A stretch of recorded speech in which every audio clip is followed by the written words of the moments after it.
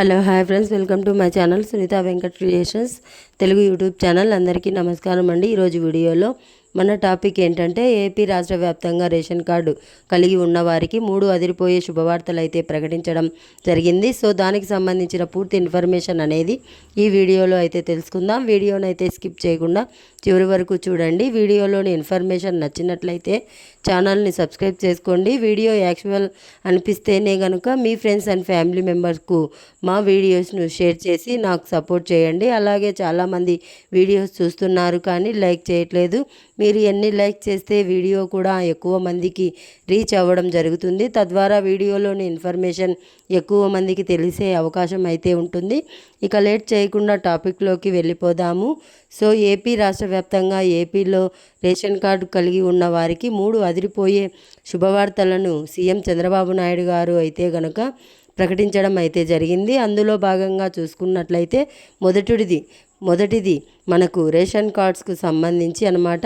So ఏపీలో మనకు కొత్త రేషన్ కార్డ్స్కి సంబంధించిన అప్లికేషన్ ప్రాసెస్ అనేది అయితే గనక స్టార్ట్ అయితే చేయడం జరిగింది. సో మనకు గ్రామ వార్డు సచివాలయాల ద్వారా అయితే గనక ఈ అప్లికేషన్ ప్రాసెస్ అనేది అయితే గనక తీసుకోవడం జరుగుతుంది. మే 30వ తేదీలోపు అయితే గనక అప్లై చేసుకోవాలని అయితే గనక చెప్పడం అయితే జరిగిందనమాట. సో మీరు ఇంకా ఎవరైనా కార్డు లేని వాళ్ళైతే గనక సచివాలయానికి వెళ్ళేసి రేషన్ కార్డులు అనేది తీసుకోవచ్చు. సో కొత్త రేషన్ కార్డుల కోసం అయితే గనక దరఖాస్తు తీసుకోవాలని చెప్పి నాదెండ్ల మనోహర్ గారు అయితే తెలిపారు. సో కొత్త రేషన్ కార్డులో చిరునామా వంటి మార్పుల కోసం అప్లై చేసుకోవచ్చు అన్నారు. క్యూఆర్ కోడ్ కూడిన స్మార్ట్ రేషన్ కార్డులను జారీ చేస్తామని, కోడ్ను స్కాన్ చేస్తే 6 నెలల రేషన్ వివరాలు తెలుస్తాయి. దీంతో దేశంలో ఎక్కడైనా రేషన్ తీసుకునే సదుపాయం ఉంది. ఇక ఈకేవైసీ పూర్తయిన వారు కొత్తగా దరఖాస్తు చేయనక్కర్లేదని తెలిపారు. అయితే అలాగే మనకు రేషన్ కార్డుకు సంబంధించిన ఈకేవైసీ ప్రక్రియ కూడా అయితే గనక మనకు జూన్ 30వ తేదీ వరకు అయితే గనక పెంపు అయితే చేయడం జరిగిందనమాట. సో ఇంకా ఈకేవైసీ ఎవరైనా చేసుకోలేకపోతే, అంటే రేషన్ డీలర్ వద్ద బయోమెట్రిక్ అనేది వేయలేకపోతే కనుక వెంటనే మీరు బయోమెట్రిక్ అనేది అయితే వేయండి. ఇక రేషన్ కార్డుకు సంబంధించి అప్లికేషన్ ప్రాసెస్లో మనకు సో ఏమేమి అప్లై చేసుకోవడానికి ఆప్షన్స్ ఇచ్చారు అనేది ఒకసారి చూసుకున్నట్లయితే కనుక, 1 కొత్త రేషన్ కార్డులకు అప్లికేషన్ ప్రాసెస్, అలాగే కుటుంబ సభ్యుల విభజన, అలాగే కొత్త సభ్యుల చేర్పు, అలాగే చిరునామా మార్పు,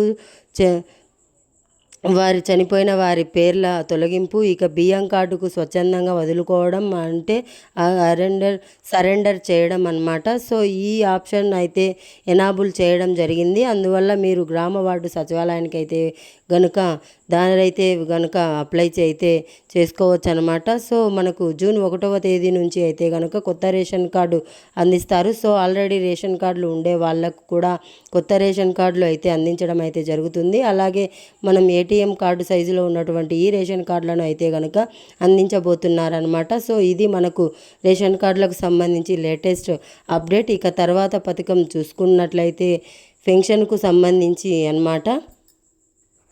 సో ఏపీలో మనకు కొత్త పెన్షన్లు అయితే కనుక అందించబోతున్నారు. సో మనకు ఎన్టీఆర్ భరోసా పెన్షన్ అయితే కనుక ప్రస్తుతం 1000 రూపాయలు, ప్రస్తుతం 4000 రూపాయలు అయితే అందిస్తున్నారు కదా. సో వీటికి మనకు కూటమి ప్రభుత్వం అధికారంలోకి వచ్చిన తర్వాత పెన్షన్ అర్హత వయసును తగ్గింపి చేస్తామని చెప్తారు. అంటే 60 ఏళ్ళ నుంచి 50 ఏళ్లకు తగ్గింపు చేస్తాము అని అయితే చెప్పడం జరిగింది. అందులో భాగంగా చూసుకున్నట్లయితే ఎస్సీ, ఎస్టీ, బీసీ మైనారిటీలకు అయితే గనక ఈ యొక్క పెన్షన్ అర్హత వయసును అయితే గనక తగ్గింపు అయితే చేయడం జరుగుతుంది.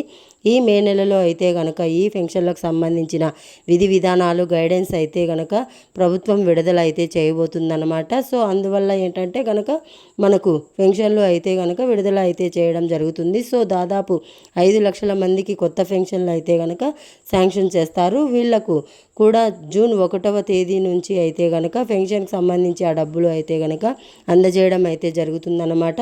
సో దానికి సంబంధించిన విధి విధానాలు, గైడెన్స్ అయితే గనక ప్రభుత్వం విడుదల అయితే చేయబోతోంది. ఇక తర్వాత పథకం చూసుకున్నట్లయితే గనక ఏపీలో విద్యార్థుల బ్యాంకు ఖాతాలకి అమ్మఒడి అంటే ప్రస్తుతం చూసుకున్నట్లయితే కనుక మనకు ఈ యొక్క తల్లికి వందనం పథకం కింద అయితే కనుక 15,000 రూపాయలు జమ చేస్తున్నారు. గతంలో అమ్మఒడి పథకం ఉండేది. సో ఇప్పుడు దాని పేరు మార్చి తల్లికి వందనం పథకం కింద గతంలో కింద స్కూల్కు వెళ్ళేటువంటి విద్యార్థులకు ఒక్కొక్కరికి 15,000 చొప్పున, ఇద్దరు వెళ్తుంటే 30,000, ముగ్గురు వెళ్తుంటే 45,000 ఇలా జమ చేయడం అయితే జరుగుతుందన్నమాట. సో ఈ మే నెలలో ఈ పథకానికి సంబంధించిన నిధులు అనేది అయితే కనుక విడుదల అయితే చేస్తామని అయితే చెప్పడం జరిగింది. దాదాపు 9,600 కోట్లను బడ్జెట్లో కేటాయింపు అయితే చేశారు. 1వ తరగతి నుంచి ఇంటర్మీడియట్ సెకండ్ ఇయర్ వరకు చదివే విద్యార్థుల తల్లుల ఖాతాల్లోకి అయితే కనుక డబ్బులు అయితే జమ చేయడం అయితే జరుగుతుందన్నమాట. సో మనకు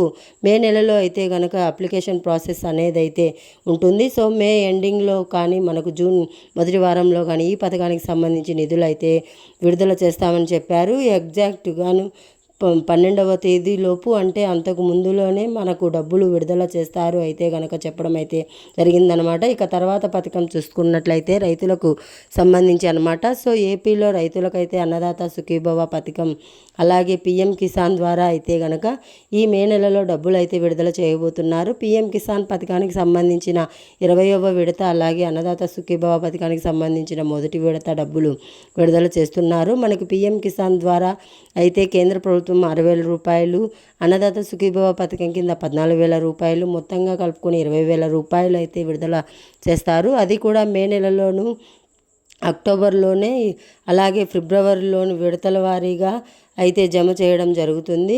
ఇప్పుడు ఈ మే నెలలో వచ్చేసి కేంద్ర ప్రభుత్వం పిఎం కిసాన్ ద్వారా అయితే కనుక 2,000 రూపాయలు, ఇక రాష్ట్ర ప్రభుత్వం వచ్చేసి ఇంకా ఎంత డబ్బులు జమ చేస్తారు అనేది అయితే తెలియదు. కానీ మొదటి విడత అన్నదాత సుఖీభవ పథకానికి సంబంధించిన నిధులు విడుదల చేస్తాము అని అయితే చెప్పారు. అలాగే సొంత భూమి ఉన్న రైతులతో పాటు కౌల రైతులకు కూడా దీన్ని వర్తింపజేయాలని చెప్పి ప్రభుత్వం అయితే ఆలోచిస్తుందన్నమాట. అలాగే మనకు ఏంటంటే కనుక దాదాపుగా 54 లక్షల మంది రైతులకైతే కనుక 6,300 కోట్లను బడ్జెట్ కేటాయింపు అయితే చేయడం జరిగింది. ఈ మే నెలలోనే డబ్బులు కూడా విడుదల చేస్తామని చెప్పారు. సో త్వరలోనే దీనికి సంబంధించిన విధి విధానాలు, గైడెన్స్ కూడా ప్రభుత్వం విడుదల అయితే చేయబోతోంది. పిఎం కిసాన్ పథకానికి సంబంధించిన అర్హులు ఉండరు. ఈ యొక్క అన్నదాత సుఖీభవ పథకానికి కూడా అర్హులనైతే అవ్వడం జరుగుతుందన్నమాట. ఇది లేటెస్ట్ అప్డేట్. ఈ పథకాలన్నీ మీరు అప్లై చేసుకోవాలన్నా మీరు రేషన్ కార్డులు అనేది కనుక ఉండాల్సి ఉంటుందన్నమాట. సో దానికి సంబంధించి ఏమైనా అప్డేట్ వచ్చినా సరే నేను మన ఛానల్లో తప్పకుండా అయితే పోస్ట్ చేస్తాను. ఇది ఇవాల్టి అప్డేట్. వీడియో నచ్చితే లైక్ చేయండి, మీ ఫ్రెండ్స్ అండ్ ఫ్యామిలీ మెంబర్కు షేర్ చేయండి, అలాగే మన ఛానల్ని సబ్స్క్రైబ్ చేసుకోండి. Thanks for watching. Have a nice day. Thank you.